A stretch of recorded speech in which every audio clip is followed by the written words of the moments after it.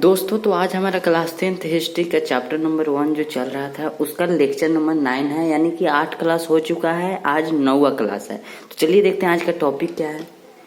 आज का टॉपिक है बिस्मार्क जर्मनी के एकीकरण के लिए युद्ध करता है। कहने का अर्थ है कि हमने पिछले क्लास में बताया था आपको कि जर्मनी का एकीकरण के सहायक तत्व, उसके बाधक तत्व, और आज हम लोग उसके बाद हम लोगों ने बिस्मार्क के बारे में जाना था कि बिस्मार्क कहाँ का शासक था, बिस्मार्क क्या था, उसका नाम क्या था। उसका नाम तो खैर जानते हैं, ठीक है। और आज हम लोग जान रहे हैं बिस्मार्क जर्मनी के एकीकरण के लिए युद्ध करता है। मतलब युद्ध क्यों करता है? क्योंकि जर्मनी का जो कुछ क्षेत्र था वह कौन लिए रहता है, दूसरे तीसरे देश लिए रहते हैं, इसलिए युद्ध करता है ताकि जर्मनी का एकीकरण हो जाए। हमारा जब क्षेत्र वापस मिल जाएगा तो हम अपना एकीकरण कर लेंगे, कोई उसमें बाधक नहीं बनेगा। तो सबसे पहला युद्ध 3 देश से युद्ध लड़ता है। पहला देश का नाम है डेनमार्क, दूसरा देश का नाम है फ्रांस, और नहीं, दूसरा का नाम है ऑस्ट्रिया, और तीसरा का नाम है फ्रांस। तो सबसे पहले जानते हैं कि किससे लड़ाई करता है? डेनमार्क से। तो चलिए जानते हैं। सबसे पहले 1864 में युद्ध लड़ता है। किससे लड़ता है? तो प्रसा ने ऑस्ट्रिया के साथ मिलकर डेनमार्क को पराजित किया। मतलब डेनमार्क से युद्ध लड़ता है और सहायता के लिए, मतलब अकेले प्रसा जो था ना, प्रसा क्यों, तो जर्मनी से युद्ध करना था। तो क्योंकि प्रसा क्या था, जर्मनी का एक बड़ा राज्य था। हमने आपको पिछले क्लास में सब कुछ बता दिया, आप जाइए देखिए। तो प्रसा ने ऑस्ट्रिया के साथ मिलकर डेनमार्क को पराजित किया, यानी कि जो ये प्रसा है ना, ये अकेले डेनमार्क को नहीं हरा सकता है, इसलिए यह किसका साथ लेता है? ऑस्ट्रिया को साथ लेता है। तो ऑस्ट्रिया के साथ मिलकर किसको? डेनमार्क को पराजित कर दिया। और उसके बाद की बिस्मार्क ने मतलब 2 क्षेत्र कौन लिया था? डेनमार्क 2 क्षेत्र पर कब्जा किया था। तो ऑस्ट्रिया जो इस युद्ध में साथ दिया, मतलब ऑस्ट्रिया क्या दिया? इस युद्ध में साथ दिया, डेनमार्क के साथ जो युद्ध हुआ था। तो ऑस्ट्रिया क्या किया? प्रसा से मांगा, कहा कि आपने जो क्षेत्र जीता है उसमें से हमको एक क्षेत्र दे दीजिए। तो बिस्मार्क 2 क्षेत्र जीता था, जिसमें पहला का नाम है बिस्मार्क ने सलेस्विग पर जर्मन का अधिकार, मतलब सलेस्विग और होलेस्टीन पर, यही 2 क्षेत्र जीता था। तो बिस्मार्क ने सलेस्विग पर जर्मन का अधिकार, मतलब बिस्मार्क सलेस्विग लिया, एवं होलेस्टीन पर ऑस्ट्रिया का प्रभुत्व। मतलब जो इसको सहायता दिया था उसको कौन दिया? उसको होलेस्टीन दिया था, ठीक है। दोनों क्षेत्र का बंटवारा हो गया। उसके बाद क्या किया कि होलेस्टीन की जर्मन आबादी को भड़काकर ऑस्ट्रिया के विरुद्ध युद्ध के माहौल का निर्माण किया। मतलब होलेस्टीन में अधिकतर लोग जो थे वो जर्मन के लोग थे। जाहिर सी बात है कि जैसे भारत में अगर कोई भी राज्य होगा तो भारत के क्या होगा, भारतीय वहां पर लोग अधिक होंगे। तो उसी प्रकार के होलेस्टीन कहाँ का? होलेस्टीन जर्मनी का एक राज्य था, एक क्षेत्र था। तो वहां पर अधिकतर लोग जर्मन के लोग थे। तो उसको भड़का कर क्या किया? उसको कौन भड़काया? बिस्मार्क भड़का दिया और ऑस्ट्रिया के विरोध के माहौल का निर्माण किया। मतलब ऑस्ट्रिया यहाँ पर सहायता किया, और यहाँ पर क्या किया कि ऑस्ट्रिया यहाँ पर क्या किया? सहायता करने के बाद एक क्षेत्र ले लेता है, होलेस्टीन। तो होलेस्टीन जब क्षेत्र ले लेता है तो बिस्मार्क सोचता है कि अब हमारा एकीकरण कैसे होगा, तो इसलिए ऑस्ट्रिया को भी हराता है। तो ऑस्ट्रिया को हराने के लिए क्या किया? इसको भड़का दिया, होलेस्टीन नामक आबादी को, और ऑस्ट्रिया के विरुद्ध युद्ध का माहौल का निर्माण कर दिया। तो यहाँ पर 1866 में क्या होता है कि ऑस्ट्रिया और प्रसा के बीच सेडोवा का युद्ध हुआ। 1866 में किसके किसके बीच हुआ था? तो ऑस्ट्रिया और प्रसा के बीच सेडोवा का युद्ध होता है। अगर कहा जाए कि सेडोवा का युद्ध किसके किसके बीच हुआ था, तो ऑस्ट्रिया और प्रसा के बीच। अगर ऐसे कहा जाए कि सेडोवा का युद्ध कब हुआ था, तो 1866 में हुआ था, ठीक है। तो चलिए देखते हैं आगे। अभी इसमें कुछ बाकी है, देखिए यहाँ पर ध्यान से।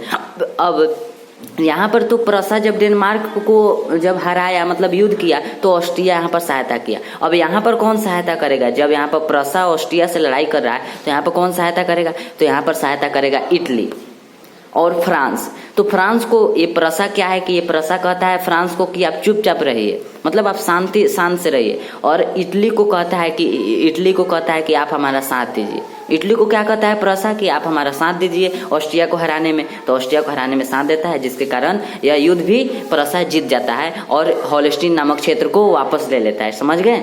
अगर नहीं समझे तो कमेंट अवश्य करिए, ठीक है। चलिए आगे देखते हैं। उसके बाद क्या होता है कि दक्षिण जर्मन राज्यों में हस्तक्षेप, मतलब दक्षिण का जो जर्मन राज्य था, मतलब जर्मनी के जो दक्षिण का जो राज्य था उसमें हस्तक्षेप एवं स्पेन की राजगद्दी के सवाल पर, मतलब ये फ्रांस जो था ये जर्मन के दक्षिण का जो राज्य था वहां पर हस्तक्षेप किया। एवं जो जर्मन का एक स्पेन क्षेत्र था, जो स्पेन वहां का क्षेत्र था वहां की राजगद्दी पर सवाल उठाया, जिसके कारण युद्ध का माहौल का निर्माण हो गया कि ये फ्रांस कौन होता है हमारे जर्मनी में क्या करने वाला, माहौल मतलब नहीं सवाल उठाने वाला, ये कौन होता है। तो उसके बाद क्या होता है कि 1870 में फ्रांस प्रसा के बीच सेडान का युद्ध होता है। 1870 में फ्रांस और प्रसा के बीच सेडान का युद्ध होता है। वहां पर था सेडोवा का युद्ध, जबकि यहाँ पर है सेडान का युद्ध। तो सेडान का युद्ध किसके किसके बीच हुआ, तो फ्रांस और प्रसा के बीच हुआ। कब हुआ था, तो 1870 में। ठीक है, उसके बाद है कि 10 मई 1871 को फ्रांस प्रसा के बीच फ्रैंकफर्ट की संधि हुई। कहने का अर्थ है कि जब यह दोनों युद्ध लड़ रहा था तो इसमें कोई साथ देने नहीं आया। प्रसा को क्या किया, कोई साथ देने नहीं आया, और ना ही कोई फ्रांस को साथ देने आया, क्योंकि प्रसा क्या किया था कि जिससे जिससे सहायता लिया था और देशों को हराने के लिए उन सभी को क्या किया था, हरा दिया था। तो इसलिए इसका भी कोई साथ नहीं दिया। तो साथ नहीं दिया ना, तो दोनों मतलब मजबूत देश थे। मतलब ये भी इसके पास जितना शक्ति था उतना ही प्रसा के पास भी शक्ति था। तो इस युद्ध का अंत नहीं हो रहा था। जब अंत नहीं हो रहा था तो प्रसा क्या किया, फ्रांस के जो नेपोलियन III था उससे कूटनीतिक एक संधि किया। कूटनीतिक क्या किया, एक संधि किया, और उस संधि में वो दोनों चर्चा कर लिए। जैसे गांव में क्या होता है, कोई केस ओस होता है तो क्या करता है, जब हार जाता है तो क्या करता है, एक दूसरे से जाकर क्या करता है, बात करके और जाकर अपना मामला निपटा दिया जाता है। उसी प्रकार से क्या किया कि ये दोनों मिलकर, फ्रांस और प्रसा मिलकर इस युद्ध को निपटा दिए कि जब युद्ध का अंत ही नहीं हो रहा है तो क्या जरूरी है लड़ने का। तो और वो जो संधि हुआ था उस संधि का नाम है फ्रैंकफर्ट की संधि। कब हुआ था, तो 10 मई 1871 को एक संधि होता है जिसका संधि का नाम है फ्रैंकफर्ट की संधि। अगर क्वेश्चन पूछेगा कि फ्रैंकफर्ट की संधि कब हुई, तो 10 मई 1871 को। 1871 में भी जर्मनी का एकीकरण पूर्ण हो गया। इटली का एकीकरण कब पूरा हुआ, 1871 में हुआ, या वो जर्मनी का एकीकरण भी 1871 में हुआ। ठीक है, तो चलिए देखते हैं आगे। अगला जो देश का नाम है वो है यूनान। सबसे पहले हम लोगों ने क्या जाना, फ्रांस के बारे में, उसके बाद जाना इटली के बारे में, उसके बाद जाना जर्मनी के बारे में। मतलब 3 देश के बारे में हम लोग जान चुके हैं, ये चौथा देश है। ठीक है, जिसमें कह रहा है कि यूनान का साहित्य, यूनान क्या है, एक देश है। कहाँ का देश है, तो यूरोप का एक देश है। तो यूनान का साहित्य एवं ज्ञान विज्ञान यूरोप वासियों के लिए प्रेरणार्थक रहा है। मतलब यूरोप में जितने भी देश हैं वो सब ज्ञान विज्ञान किससे सीखता था, तो यूनान से सीखता था। यहाँ पर अधिक ज्ञान, यहाँ पर साहित्य, मतलब यहाँ पर ऐसी ऐसी पुस्तकें हैं जिससे लोग यूरोप के जो जितने भी देश थे वो सीखते थे, कुछ न कुछ ज्ञान सीखते थे। और यहाँ पर साइंस का भी कमाल अधिक था, तो इसलिए इससे सब कोई सीखता था। ठीक है, तो इसीलिए यह प्रेरणार्थक रहा है सभी देशों के लिए। उसके बाद यूनान को यूरोपीय सभ्यता का पालन कहा जाता है। अब देखिए, यूनान में जो भी काम होता था तो वो सभी और देश के लोग देखकर करते थे, तो इसलिए क्या कहा जाता था, यूरोपीय सभ्यता का पालन कहा जाता था। जब उसका पालन कर रहा है, जो यूरोप का देश कर रहा है वो और भी देश कर रहा है, मतलब क्या कर रहा है, पालन कर रहा है, तो यूरोपीय सभ्यता का पालन कहा जाता है। उसके बाद है कि यूनान तुर्की साम्राज्य के अधीन था। इतना बड़ा देश, बड़ा तो नहीं कह सकते हैं, लेकिन यूनान को साइंस में, साहित्य में, ज्ञान में इतना ज्यादा होने के बावजूद भी यह तुर्की साम्राज्य के अधीन था। तुर्की क्या था, एक देश था, तो यहाँ के साम्राज्य के अधीन था। कौन देश, तो यूनान देश अधीन था। ठीक है, उसके बाद है कि तुर्की को यूरोप का मरीज कहा जाता है। तुर्की जो देश है उसे यूरोप का, मतलब यूरोप क्या है, एक महादेश है, तो उस महादेश का ही मरीज कहा जाता है। समझ रहे हैं, एक मरीज किसे कहा जाता है, जिसके पास बीमारी हुआ है, जो डॉक्टर के पास इलाज कराने जा रहा है, उसे ही ना मरीज कहते हैं।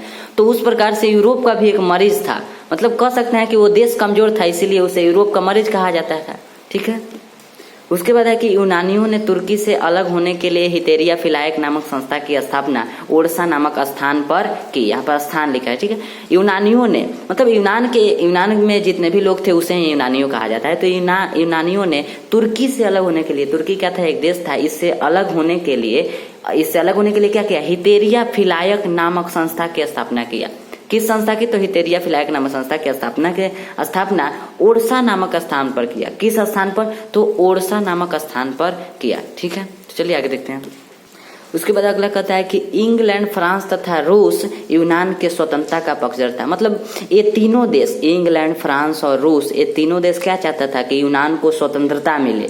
ठीक है, ये तीनों देश चाहता था। उसके बाद 1821 ईस्वी में अलेक्जेंडर चिप्सलांती, मतलब ये भी एक व्यक्ति था, तो अलेक्जेंडर चिप्सलांती के नेतृत्व में यूनान में विद्रोह हुआ। इसके नेतृत्व में क्या हुआ कि यूनान में एक विद्रोह हुआ। और उसके बाद हुआ था कि 1821 में विद्रोह हुआ था, किसके नेतृत्व में, अलेक्जेंडर चिप्सलांती।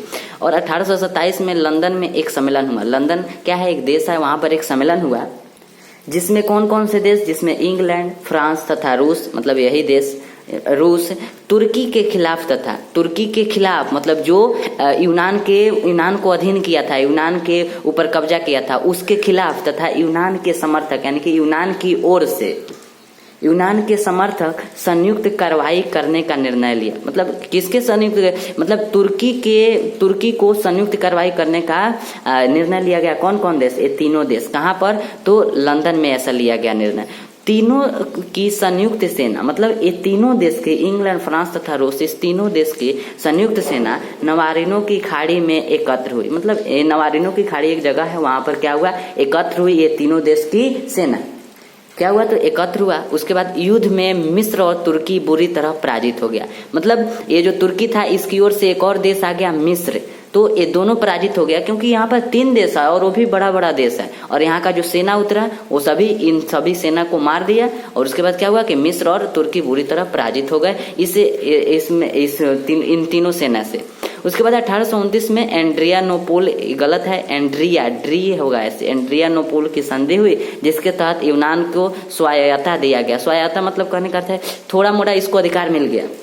एड्रियानोपोल की जब संधि हो गया तो थोड़ा मोड़ा यूनान को अधिकार मिल गया। और 1832 में कस्तुनतुनवा की संधि के द्वारा यूनान को स्वतंत्र राष्ट्र घोषित किया गया। 1832 में क्या किया गया, कस्तुनतुनवा की एक संधि हुआ जिसमें बात किया गया किससे, तुर्की से। और उसके बाद यूनान को क्या किया गया, स्वतंत्र राष्ट्र घोषित किया गया। मतलब वो अब खुद अपने मर्जी से चलेगा, स्वतंत्र राष्ट्र यूनान। ठीक है, तो यदि कोई डाउट है तो अवश्य कमेंट करिए। चलिए मिलते हैं कल की क्लास में।